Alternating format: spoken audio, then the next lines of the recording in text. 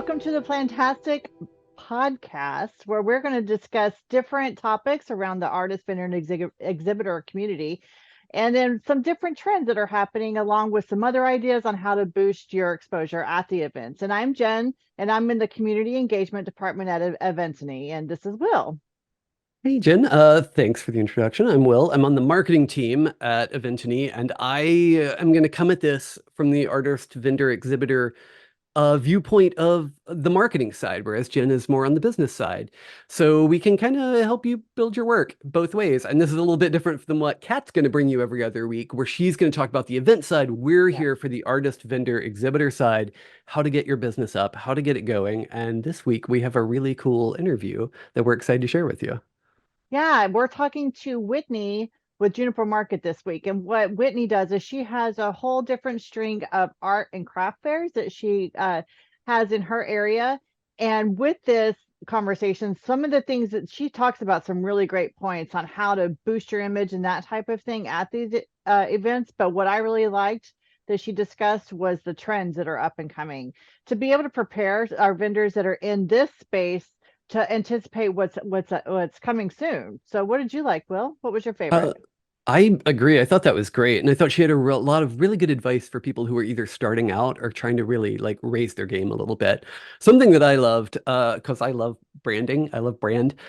She talked really nicely about the importance of carrying through who your business is visually to the event. So making your booth feel like you, making sure your branding is in front of people before, during, and after all of that. She had some really good points on that. And I think it's just such a unique perspective she has because of her experience selling and now working with other sellers too. It's just really cool. So I'm excited to share this conversation. Yeah, it's a really fun story of a woman like making her way in the industry. So let's jump right in and let's see what she has to say. Well, thank you so much, Whitney, for meeting with us. It's such a pleasure to meet you. I know that I've heard great things about Juniper Market from Beth, so I'm just really thrilled to be able to chat with you. And then also for our very first podcast. So that's always fun too. So excuse us as we rumble and tumble through this with you. I just thank you for your patience in advance with that. Yeah, of Obviously course. with Thanks so the much for having me. yeah. So tell us a little bit about you and then we'll tell you a little bit about us and then we'll kind of go from there. Yeah, perfect. So I'm Whitney. I am the founder of Juniper Market, and we are a market. We like to say that we help small businesses sell in big locations. So our kind of idea is that we partner with these bigger retail locations and beautiful event spaces to help small businesses grow their brand. I started as a vendor selling at events, and it was actually my hometown. There wasn't a lot of markets in my hometown, so all my friends and family were asking me, when are you going to sell closer to home? And there wasn't a lot of options for markets there. And so I decided to start my own. Kind of fell in love with the process of helping small business owners, especially empowering female entrepreneurs, and just kind of fell in love with the process of hosting markets. And now we are 30 plus events in. Nice. Yeah, Congratulations. That thank you. That's, that's that is Thank impressive. you. amazing. That's Yeah, amazing. And I love the mentality of like, well, we don't have this thing I want, so I'm going to make it. Yep. yeah, I yeah. I love was that like, why too. not me? Yeah. Why not you? It is you. Now you got this. That's so Well, cool. Go ahead. I was just gonna say, well, I'm Jen. I actually started with eventing a little over a year ago in the vendor space. I am a vendor, and we do more of a comic book conventions around the country. But after working with the platform for about a year, I started becoming interested in a different mission, I guess, in my life. And what I wanted to do was now learn the event organizer side. So I came on as a full-time employee about a year ago, working with the community, the event organizer community. And now I really want to bridge the gap with the relationship in between vendors and event organizers, because that's a very broken relationship right now, because there's so much frustration and misunderstandings in the middle of that relationship. So I think by one, understanding the event organizer side and coming from the vendor side, I feel like that there is advantageous for us to really work with that. And you are the perfect person to do that since you also work with both sides. I hear from a little birdie that you've also been a vendor as well. So that's Yes. really amazing. Yeah, and I think that's a valuable perspective to have as an event organizer. At Juniper Market, our biggest asset is our vendors, and we try really hard to treat them as best as we possibly can and to give them all of the resources to be successful. And I think that that just stems from having that experience and having sold at so many events myself as a vendor. Yeah, it's incredible. Really is. I'll give my brief introduction. I'm Will Davis. I'm on the marketing team here. I come from a background of storytelling and also a lot of marketing for smaller businesses. So little local things like that. So the vendor perspective really resonates for me too, because I've helped grow a few businesses, as everyone who lived in COVID times has done, when we all kind of went, all right, how do we make new things? And we all did. So that's where I come from this. So I'm more on the, all right, it's built. How do we get it out there a bit? So, cool. Speaking of that, I guess the first thing I was curious, because you have perspective setting up booths, selling things, getting attention, making it work. What do you see vendors do, or artists, or anybody do in person at on-site events that just you're like, no, don't, it doesn't work? Yeah, so there's a couple of things. The first thing that comes to mind is really investing in a quality display. So I see some vendors that come and they set up something that's not very cohesive for their brand. It kind of looks hodgepodge. It doesn't look very professional. And so we always tell our vendors that display really matters. And now that's not to say that you need to spend a lot of money, but you do need to be intentional. So we always tell vendors like use vertical space. You also want to think about what your brand is and try to make your display indicative of your brand. So, for example, we have a vendor that their brand was very like beachy and coastal. And so they're using images and props and things that enhance that beachy coastal brand, which just helped them stand out. The other thing I would say is that you would be surprised at the amount of vendors who don't have their information easily displayed. So we always say you want to have some sort of signage with your brand name, with your Instagram or your website. Because the great thing about events is they're a great way to get exposure to new customers. But if you're not being strategic about how to bring those customers into your audience, then it's kind of a one and done sort of thing. So having clear signage at your booth and then also making sure that your products are tagged with your logo, with your brand name, with your Instagram or website. um, it's surprising. I'll go shop at these markets and want to like tag the brands that I bought or go buy again. And it's surprising to me how many people are so hard to find after that. So those would be the two things that kind of come top to mind in terms of what vendors should make sure they're doing well. That makes sense. Jen and I have talked a few times about the power of the QR code, like using QR codes, having them out, because it's so easy to be like, oh, I love your stuff. And if you didn't bring it all with you, depending on what kind of artist you talk to, I interviewed a vendor who does chainsaw carving. I'm like, that guy's not bringing 25 logs with him to every event, but QR code to be like, great, here's your online portfolio, or here's your website, or here's how you sign up for my email thing. Because yeah, I love what you said about you don't want it to be a one and done. You want it to be like, how do I turn this buyer into like a fan, somebody who comes back and talks to their friends about it. That's a great point. Absolutely. I think the great thing about QR codes is that they're so easy to like switch up. I tell my vendors all the time, you don't need a super expensive sign. If you're just starting, like print something off and put it in a nice frame on your table, right? Like it can be very simple to start, especially if you are considering like rebranding, right? Something like that is much easier to replace and is a good starting point. I also love QR codes because I think people are so into social media, which is great. They want to get people on Instagram. But what I love to do is have a QR code that gets you to some sort of email list because email is just such a great way to get directly into people's lives and not have to mess with an algorithm. So I'm always telling my vendors, I'm like, put a QR code out with like a sign up to your email list. And that way you know that you're going to reach them. That's a Absolutely. great point. I think in making it the communication super clear as to what it is that they do, because sometimes what something I see is that people have a name of their business and it relates nothing to what they do, and it makes it super confusing for the buyers and for your fans. So I think that's all comes back to the branding and the marketing and the push, like you were saying, Whitney. It's so important to have it very clear what your name is and what you do. I think that's super important. But on the heels of Yes. that, so what other things do you wish that vendors, or I guess market vendors, since we're specifically talking about market vendors, what do you wish that they knew before they came in, I guess, to the events? Yeah, so generally there's like two styles of events that we host, and one is what we call a self-checkout. So that's where the vendors are present the entire day checking out their customers. And then our other format is a what we call a central checkout, where they leave their stuff and we run the checkout for them.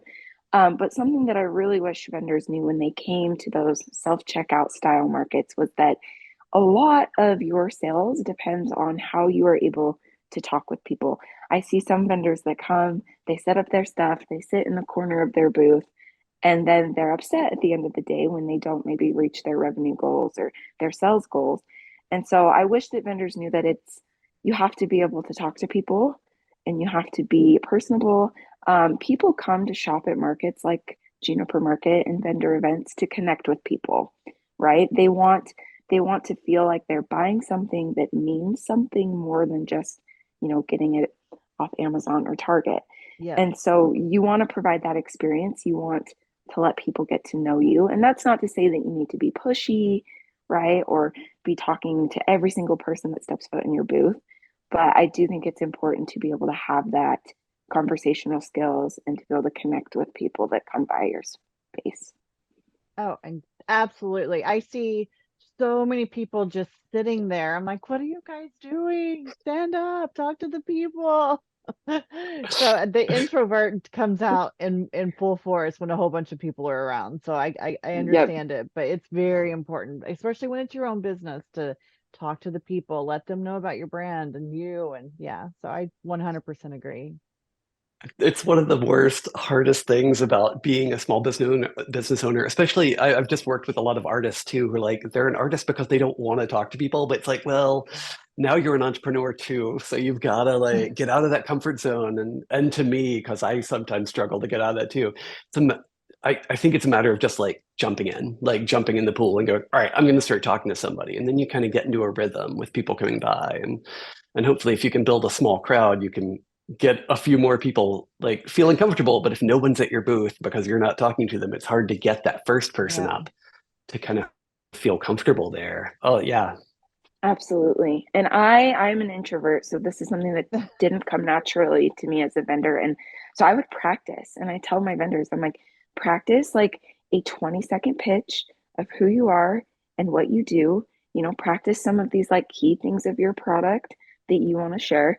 And then I always tell them, I'm like, anticipate that there is going to be a warm-up period, right? Like the first like 20, 30 minutes of a show, it's gonna feel uncomfortable, and that's okay. You need to warm up.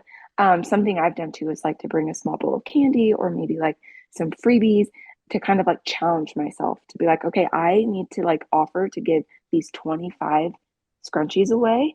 And that kind of motivates me to like get that warm up period started. Um, but yeah, it can be tricky, but it's very important. Oh, 100%. That's a great point. And when if you can get like especially with candy or something like that, anything that draws attention, other people are going to go, "Why is everybody at that booth? I should get there." Because you start building that fear of missing out, and Hmm. that it just Yes, for builds on sure. itself if you can get that going. I love that. Yeah. Oh, that's a great one. Let's see.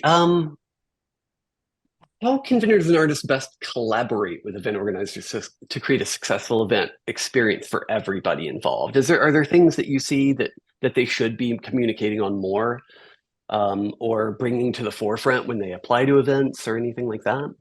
Yeah, so we love having relationships with our vendors. Honestly, as a host of these events, like one of the most valuable things for me personally is the friendships that I've made with vendors. We lately we've really loved being able to collaborate with our vendors on different social media aspects. So right now on Instagram, you can add someone as like a collaborator on like a reel. And so that's really fun because these vendors will make these fun, like, come with me to set up for Juniper Market. And then they add us as a collaborator. We can accept it. And then it shows up on our feed as well. And so we love doing that with our vendors because it gives us more content, right? And allows our audience and our shoppers to kind of get a behind the scenes while also pushing and helping our vendors grow their influence on social media. So I would say definitely use your audience to help promote the market because market vendors or market hosts notice that. And if you can ever just like tag them in things, I'm just like a sucker for an easy reshare. I'm like, if someone tags me in a post or a reel or a story, it's so easy to reshare that and just help our shoppers get to know who they're supporting. So that would be my advice on that one. That's a great point. And I think that makes a lot of sense because as an event, you might not have that much to share. I mean, you've got like, here's crowds, here's this. But as a vendor or an artist, you've got all you're making is content, basically. I mean, if you made a piece of art, share the piece of art, and the event organizer is going to need that because they need more content because it's a little hard because how am I going to put this? An event is kind of an ephemeral thing. It's not real. You can't like pick it up and move it. It's a thing that happens and it's most felt in person. And art isn't that way. You can put on social media. So yeah, I can see why event organizers would want that because especially with a market, you're as good as your vendors. You're as good as the products that people can get there in the art. So that's a great point. Yeah, so Whitney, I have a question for you then. For people that have never even tried to build a relationship with event organizers, so vendors that maybe they're shy, maybe they are introverts, but they're really trying to make their way into their industry or their craft or whatever, what would you suggest for them? Like, how do they break the ice with an event organizer? Because sometimes it's a little intimidating, especially since, you're trying to impress all these people and you don't really know what to say or do. So what would you suggest for that Yeah. person? I have a couple suggestions. So the first is just to remember that they are just like you and they started. Everybody started somewhere. So everybody knows what it's like to be at that first event. And for me personally, like I get a little nervous before most of my events. And so just like realizing like, hey, like this is a big deal as a vendor, and this is also a big deal for the host, right? Like we're all kind of nervous. We're all hoping it goes well. I think that just like humanizes the event host. And then I love it when vendors introduce themselves. So whether it's like a DM on Instagram or a email, like, hey, like this is my first show. I'm so excited. Like, do you have any tips? Like asking questions, introducing yourself, and then ideally we try to catch all of our vendors when they set up. And so ideally, I love to be able to meet them in person. And then just start talking to them, introduce yourself, say thank you at the end. I really appreciate the vendors that come up and are like, thank you for having me. That makes an impression as well. Oh, awesome. Yeah, because I was just thinking about, when we're talking about collaborating, sometimes people miss out because of their own fear of even reaching out to you guys in the first place. So I think that's a really great point is remember that we're all human. We all started somewhere. So just go for it. So yeah, thank you for that. Right. And for me, like the core mission of my business and of Juniper Market is to help these people grow their brand.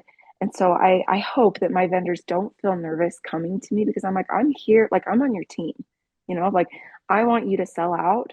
I want you to have your best sales day ever. Like we are a team and I'm here to like cheer and support you on your small business journey as much as possible.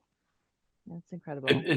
It just makes sense too. Yeah, you want to do that. I know event organizers are the busiest people on the planet. Still a top five, one of the most stressful jobs. I don't have to tell you. But that doesn't mean they're busy because they want to do their job. And correct me if I'm wrong, but I imagine you're not doing this just for the payday. It's because you're passionate about what you do. And so when vendors reach out, that's the attention they do want. They want to make sure that that's all right. So I don't Yes. think anybody should be nervous about saying, "Oh, hey, I have a question," or "Hey, how can I help?" or "What can I bring to the table that would help out?" Yep. Yeah. Yep. If you're struggling to reach new audiences and showcase your work, get ready for Venty to blow your mind. You'll have your hard work seen, find tons of event opportunities, and effortlessly sell your products online with fewer fees.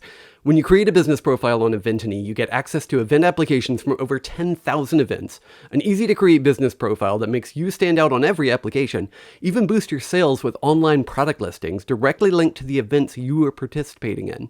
So go to eventany.com now to elevate your business, expand your reach, and start selling more. So, not to change subject abruptly, because talking about the collaboration piece and when people want to collaborate with you and talking and building that relationship, on that, what kind of trends are you seeing? Because if they want to collaborate with you, I feel like they need to be ahead of the trend. So what kind of trends are you seeing shaping the future for markets and events, and how should the vendors and artists prepare to adapt to those changes? Yeah.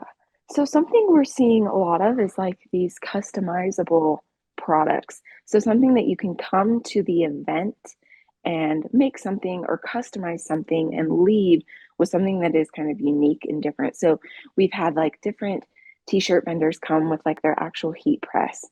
And so the experience of like going and designing a shirt and being like, I want this saying on this color, in my size is different than just like purchasing it off the rack. We are also seeing a lot of like jewelry people doing similar things. So like permanent bracelets where you're coming and you're getting it welded onto your arm right there and you're doing it with your girlfriends.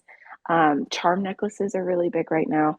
So our next event, we have someone where you come to the event and you're picking out your chain and your different charms. And so I think any way that you can make your booth or your product feel like an experience and feel custom to them. Something we're experimenting with right now is like offering workshops at some of our markets. So where people actually come to our vendors and they're making a candle or they're decorating the cookies and they're being guided by this, artisan from their local community and making the product themselves, which I think is really fun and just adds more meaning to the shopping experience, which is really fun. That's really neat because you'll go to Yeah. or events that I'll go to, they'll have like a band playing or something, but instead of a band, what if there are like two or three different people kind of like, oh, at 3 o'clock at this point, we're gonna have a cookie making class that tells you how to like do special frosting tips. I don't know.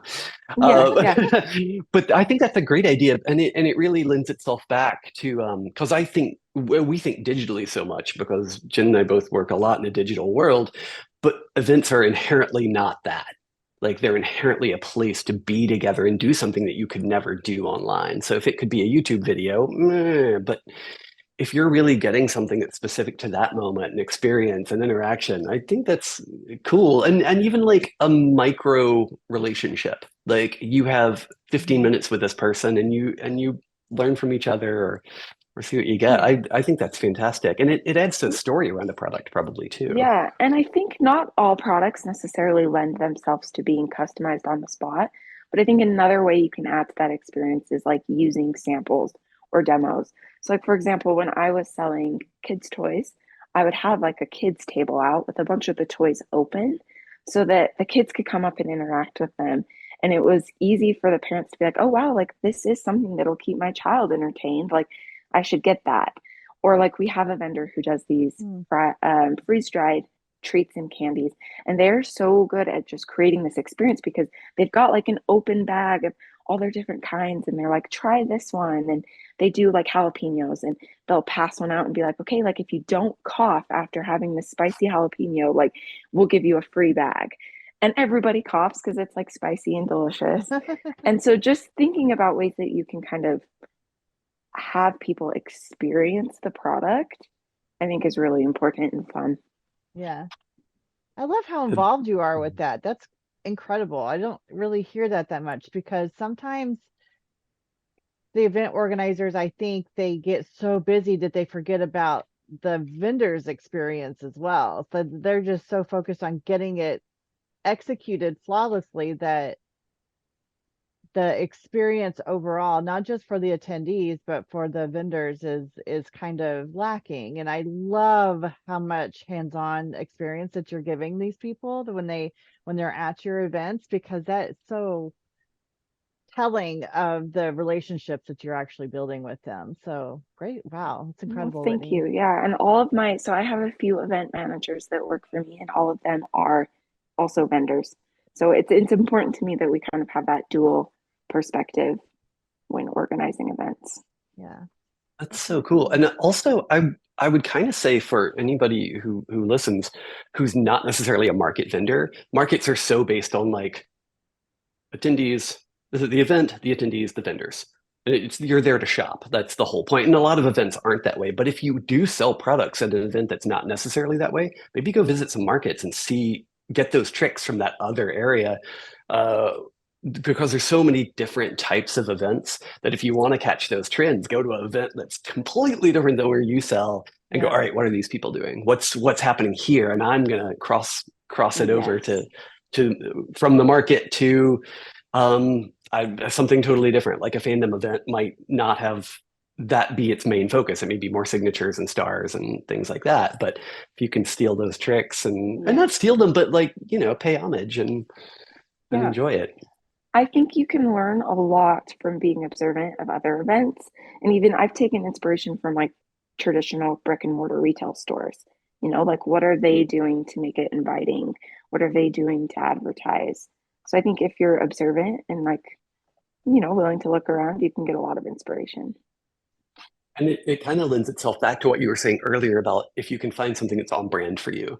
Like if you're Mhm. the beachy place, you don't want to have like your artwork hanging on pipes, probably, because that's not a beach vibe. But you also may want to do something that invokes that beach feeling that brings the whole Yes. thing together to say like, oh man, I may be in Utah, but I feel like I'm at the beach, right? Yeah. I can Yes. bring that Yes. to myself. Or like if you may have people coming up who have a beach home or a lake home and they're like, perfect, I can Hmm. see this in its space because all of the interaction went on beyond that. I can't think of any more specific beach interactions other than don't use pipes, but Yeah.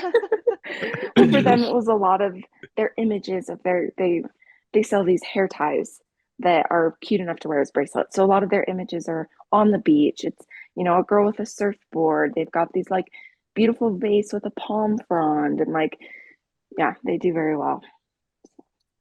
nice. Nice. Yeah. And that's one that quickly evokes things. And even just having, I imagine probably even props there. Like if they had a surfboard stuck up in the corner, who Hmm. else is going to have a Yep. surfboard there? Right. Yep. Things like that. Totally makes sense. And anything that's memorable too. Yes, totally. Cool. Yeah. Let's see what advice. So we've jumped in on this kind of midway in through someone's journey. What advice would you give for like somebody who's just beginning? Either they've sold products and they're just moving to on-site events, or they've never done on-site events at all, and this is the first way they're going to sell stuff. Do you have any advice that you would say that maybe you see brand newbies not know about or get wrong or anything? Yeah, so again, kind of just like the display. So be thoughtful about your display. Make sure that your logo and your name and your website are on your products. And then the other thing that I wish I would have done sooner as a new vendor is to keep a lot of records. So I always tell my vendors, you want to make some sort of journal or spreadsheet, write down the name of the market, how much you paid to be there, how much you did in sales.